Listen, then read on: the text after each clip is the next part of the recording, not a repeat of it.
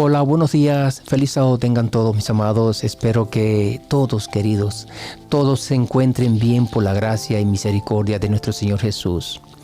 Sabes, la semana pasada les presenté un estudio basándome en el trozo bíblico de Apocalipsis capítulo 14, los versos 6 y 7, que habla sobre el juicio que se está ejecutando en estos momentos en el trono de Dios, donde allí expliqué detalladamente las 3 etapas de este juicio, junto con el día, mes y año que comenzó, diciéndoles además que este juicio comenzó por la casa, es decir, por el pueblo de Dios, comenzando por Adán, que fue el primero en compadecer ante el tribunal celestial, y terminará con el último ser humano que se bautice en el nombre de Jesús y profese con su boca ser hijo de Dios. Y todo esto, querido, sucederá antes del cierre de la gracia, es decir, antes de que se cierren los libros en ese tribunal y culmine el juicio. Y si alguien no vio este estudio, los invito para que visiten tanto mi perfil en Facebook como también mi canal en YouTube, pues allí verán este estudio y los invito para que lo escuchen, por favor. Hoy quiero, mis amados, presentarles un corto estudio que también tiene que ver con todo esto, sobre esa audiencia donde allí se encuentran tanto el Padre como el Hijo, analizando cada caso para al final dar un veredicto por esta humanidad. Que dicho sea de paso, esta audiencia, mis amados, se encuentra abierta las 24 horas del día, los 7 días de la semana y los 365 días del año, y no cerrará hasta analizar el último caso. Así que nadie se crea, querido, que se va a librar de este juicio, porque aunque comenzaron por la casa, definitivamente terminarán con los impíos. Y voy a comenzar este estudio, mi amado, leyéndoles este trozo bíblico que encontramos en el libro de Daniel, capítulo 7, los versos 13 y 14, que dice así: Miraba yo en la visión de la noche, y he aquí en las nubes de los cielos uno como el Hijo del Hombre, que venía y llegó hasta el anciano de días, y le hicieron llegar delante de él. Y le fue dado dominio, gloria y reino, para que todos los pueblos, naciones y lenguas le sirvieran. Su dominio es dominio eterno, que no pasará, y su reino uno, que no será destruido. Queridos, dice el texto que Daniel, en una visión en horas de la noche, vio que con las nubes del cielo venía alguien que se parecía al Hijo del Hombre, y que vino hasta el anciano de días, y que una vez frente al anciano de días, pues el anciano le da, el anciano le otorga, el anciano le concede, pues 3 cosas: dominio, gloria y reino, para que todos los pueblos, naciones y lenguas le sirvan. Y además dice que este dominio dado por el anciano será eterno, nunca pasará y nunca será destruido. Miren, mis amados, sé con toda seguridad que muchos conocen este estudio a la perfección, pero también sé con toda seguridad que son más las personas que no entienden ni conocen nada con respecto a las profecías bíblicas. Y es debido a eso que se hacen estos estudios, queridos. Ahora, la pregunta para aquellos que no conocen ni entienden este trozo bíblico es la siguiente: ¿qué entienden ustedes aquí? Y fíjense, no me refiero solamente a aquellas personas que nunca han declarado con su boca que son hijos de Dios, porque más que a ellos, y peor aún, también me refiero a muchos cristianos que han cimentado sus creencias en falsas doctrinas, pues para ellos también es este mensaje, queridos. Así que, ¿qué significa, mi amado? ¿Qué significa para ustedes este trozo bíblico? Y probablemente muy pocos sepan contestar correctamente. Pero para entender mejor esto, pues vamos a retroceder unos versículos atrás, Porque a partir del verso 9 vamos a ver que se habla de un juicio y del reino eterno que se le da al Hijo del Hombre. Escucha, querido. Dice allí Daniel en el verso 9 que estuvo mirando hasta que fueron puestos unos tronos y que el anciano de días se sentó en uno de esos tronos y que su vestidura era blanca como la nieve y que el cabello de su cabeza era como la lana pura. Dice que el trono donde se había sentado era como llama de fuego y sus ruedas como fuego ardiente. Y el verso 10 dice que un río de fuego procedía y salía de delante de él y que frente al anciano de días le servían millares de millares y millones de millones asistían delante de él. Luego dice que el juez se sentó y los libros fueron abiertos. Queridos, este anciano de días, por las características que nos ofrece Daniel, es indudablemente nuestro Padre Celestial, Jehová de los ejércitos. Y al Hijo del Hombre que ve Daniel viniendo en las nubes de los cielos, es sin duda alguna nuestro Señor Jesús. Entonces, aquí vemos en este evento que nuestro Padre Celestial le entrega a Jesús toda potestad, le concede a su Hijo amado todo dominio, gloria y poder, ¿verdad? Ahora, ¿en qué momento de la historia ocurre esto? Vamos a analizarlo, por favor. Miren, en el estudio pasado les hablé sobre las 3 escuelas proféticas que les enseñan a la humanidad los diferentes conceptos que tienen con respecto a las profecías tanto de Daniel como de Apocalipsis.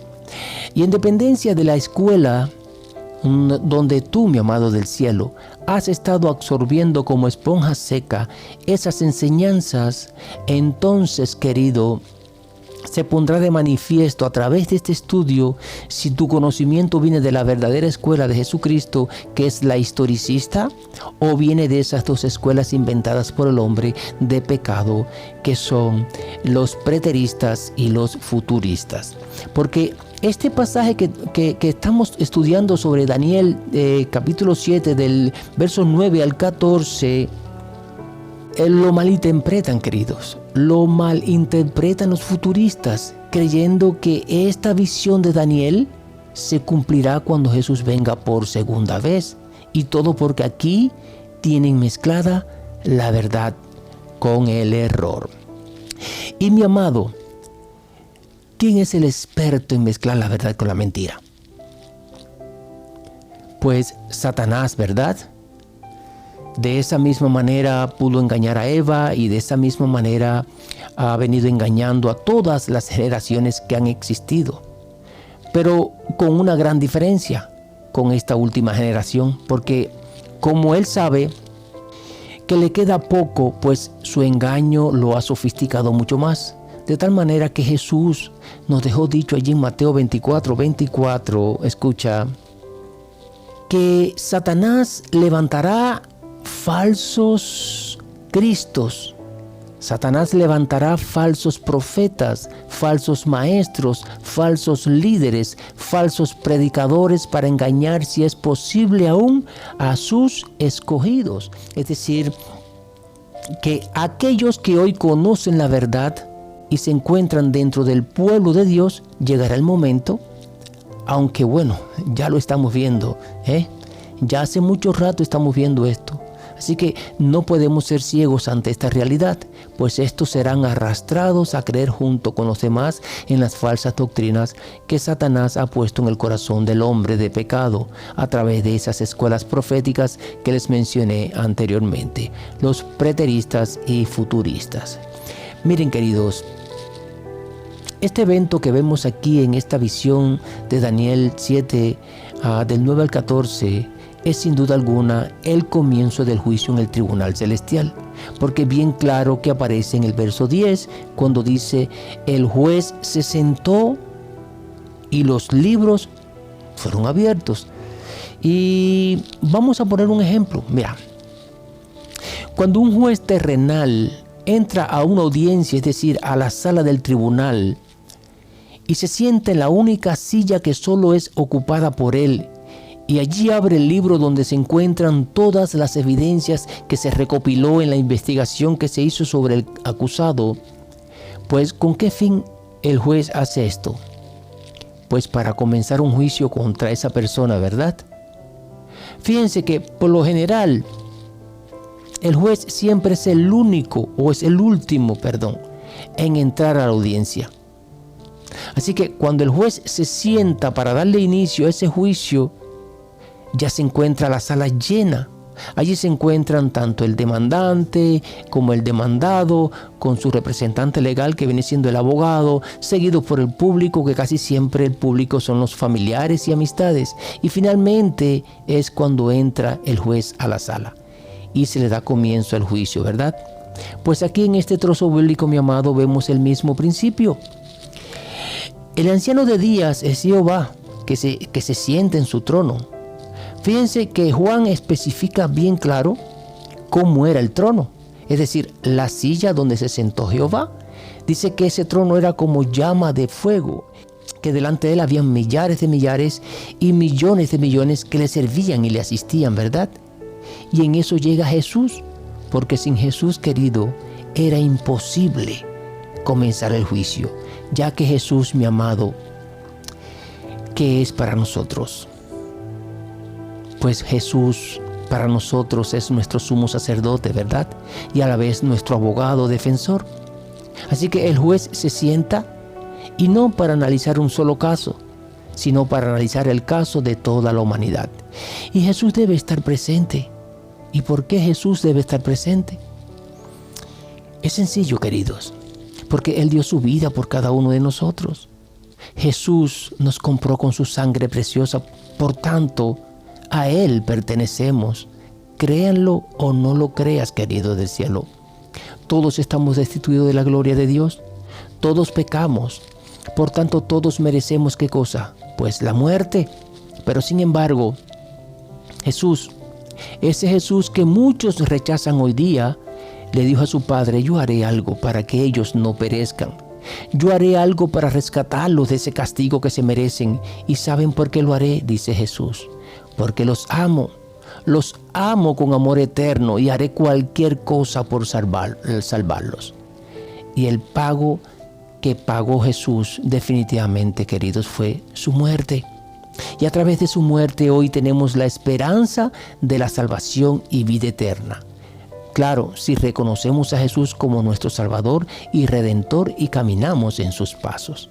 Por eso, una vez que dio su vida por nosotros, se convirtió en nuestro sumo sacerdote, primeramente para interceder por nosotros ante su Padre. ¿Sabían ustedes, mis amados? ¿Sabían ustedes que ninguno de nosotros sabemos orar?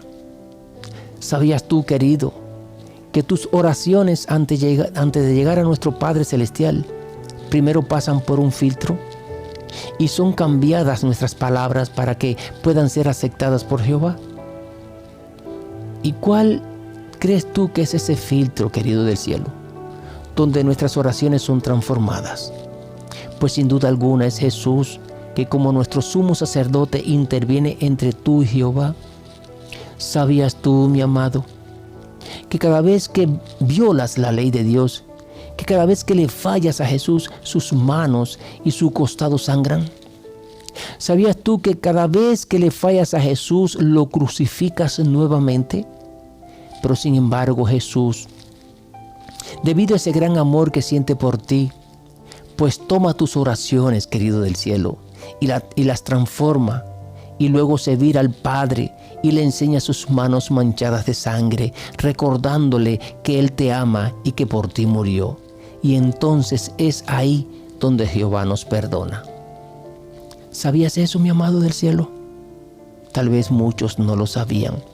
Oh, queridos del cielo, si tan solo pudieras ver por un segundo todo lo que nuestro Señor Jesús aún sigue haciendo por ti, seguro estoy que no le fallarías. Por eso la presencia de Jesús ante su Padre en ese juicio es de suma importancia. Es de vital importancia, querido, es sumamente indispensable. Dice el texto que el juez se sentó y los libros donde se encuentran todas nuestras acciones, ya sean buenas o malas, fueron abiertos.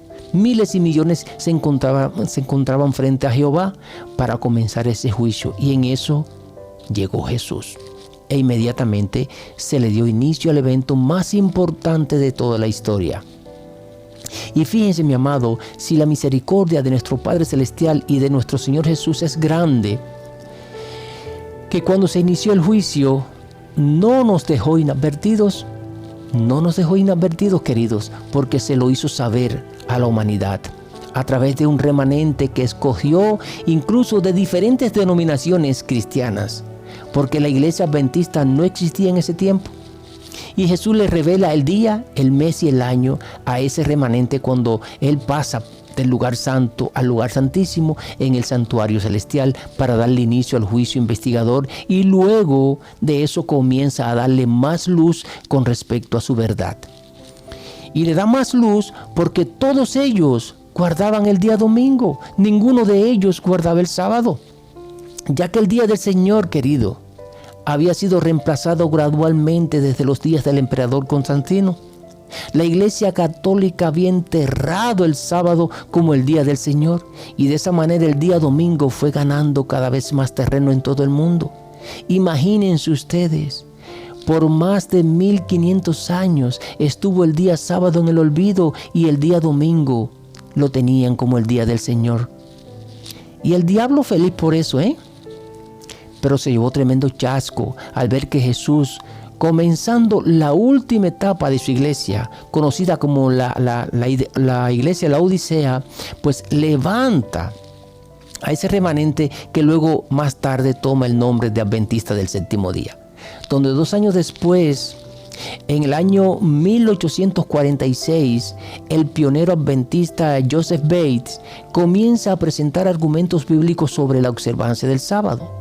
Luego, Elena G. de White, en ese mismo año, poco después de haberse casado con Jaime White, aceptan el sábado como el verdadero día de reposo, basándose en las evidencias bíblicas que presentaba Joseph Bates en su folleto. Y luego, esa verdad, querido, alumbró por completo al movimiento adventista en ese tiempo, y hasta el día de hoy venimos defendiendo esta verdad, a pesar de que muchos la rechazan.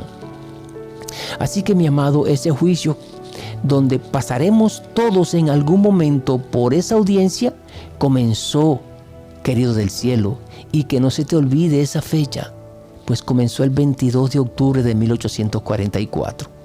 Y en esa misma fecha también comenzó la última etapa de la iglesia, la Odisea.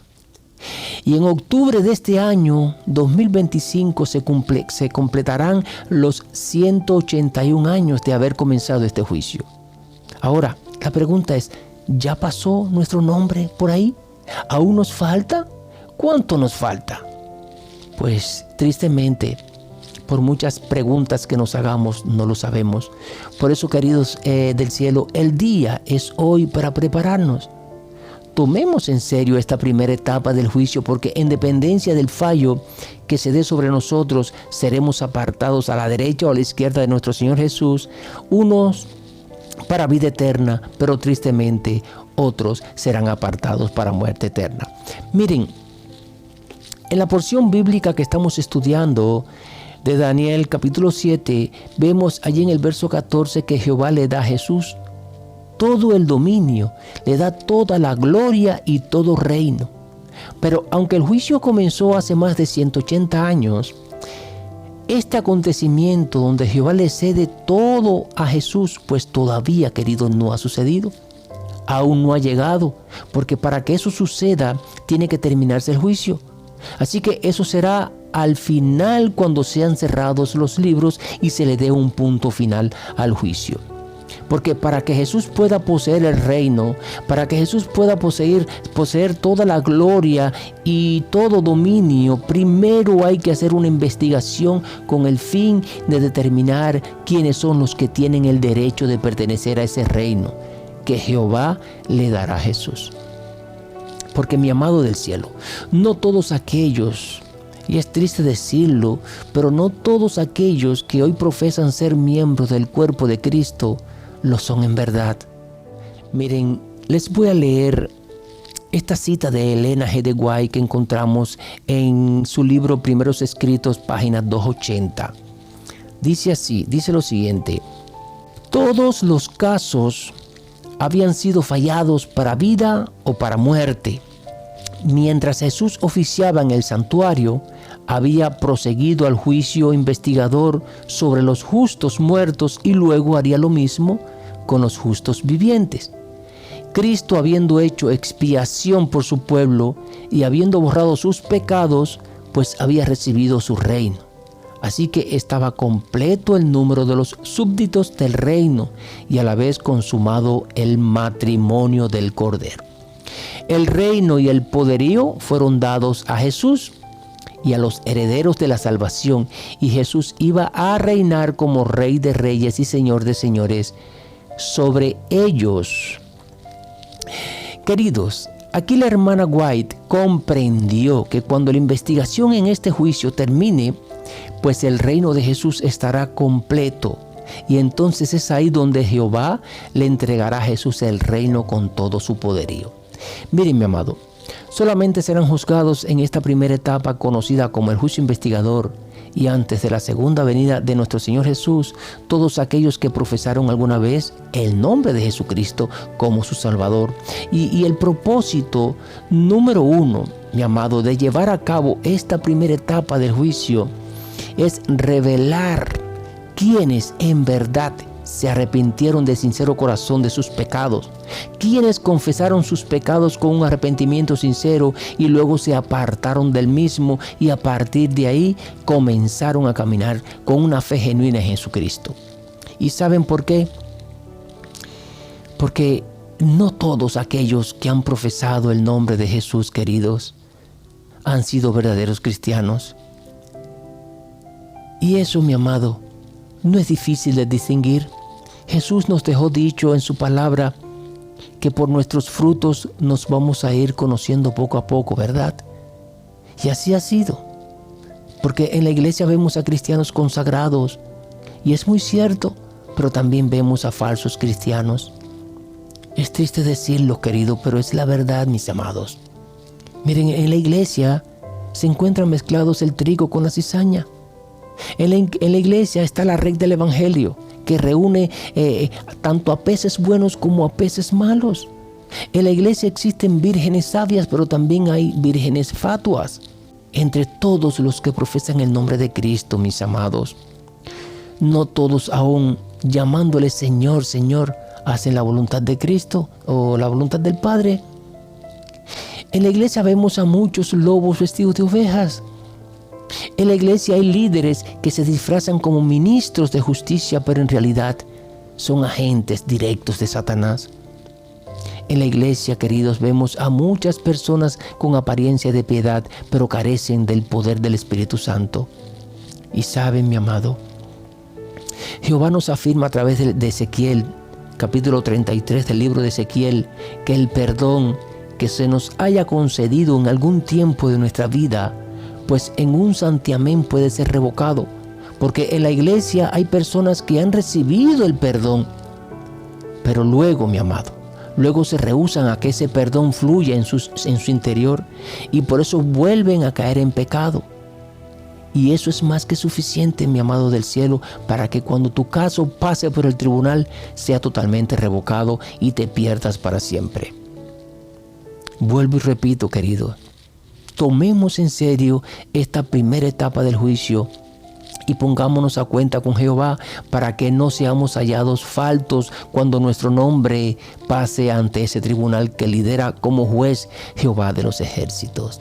Quiera Dios, mi amado, que cuando Jesús se levante de ese trono y se despoje de su atuendo sacerdotal y se coloque su vestidura de rey sobre este universo, pues tú y yo hayamos sido favorecidos con ese veredicto, con esa recompensa que se le dará a todos los santos del Altísimo, y no porque hayamos encontrado mérito alguno en nosotros, sino porque vieron la lucha constante de querer cambiar, de caminar con Jesús, porque vieron esa lucha constante, mi amado del cielo, en nosotros de apartarnos del mal y de aborrecer el pecado, y debido a esa lucha fuimos aprobados para ser parte del reino celestial. Espero, mi amado del cielo, que podamos reflexionar con esta corta reflexión que a la vez es de vida o muerte para cada uno de nosotros. Jehová les bendiga y les guarde siempre. Nos vemos, querido, en un próximo encuentro. Pasen una feliz y muy bendecida tarde de sábado. Los amo a todos en el Señor.